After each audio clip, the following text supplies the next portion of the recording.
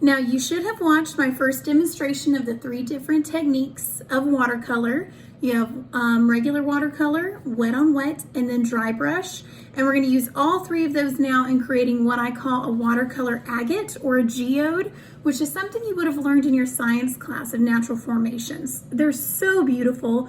I'll have listed different images and resources on our lesson plan, but you're more than welcome to Google more, especially if you want to get inspired.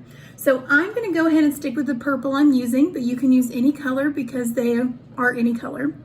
And what we're going to do first is our wet on wet technique. So remember what that is that you have plain water, and we're going to zoom in. We're not going to, we're going to take up the whole page, and we're not going to start in the center. We're going to start from the side.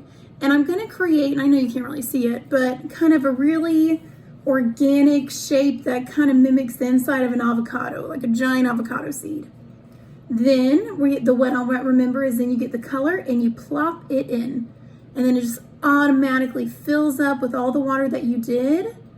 You can also push it around. I feel like that just makes it a lot more interesting, because then you have the dark and light values, and then it just kind of makes it to where it looks a little more natural and not just solid. You can leave white spots or you can paint them in. It's kind of a personal preference. Now we're going to do another wet on wet, but we're going to go on the edges, and it's not a full circle. It's kind of, like a little wobbly, a very, irregular line, where this is still the center.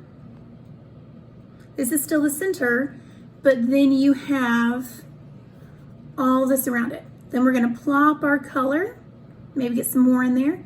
Plop our color along the edge. Ooh, so beautiful. You can also push it around that way.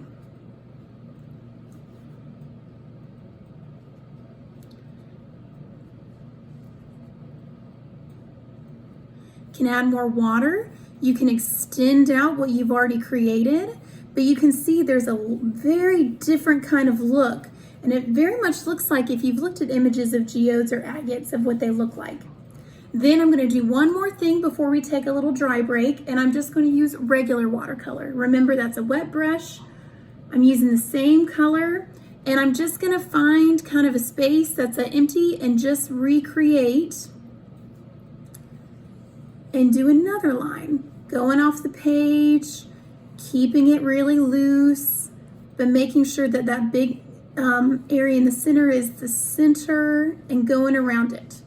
Now, I'm going to let this dry, and then I'm going to do the next layers in a little bit.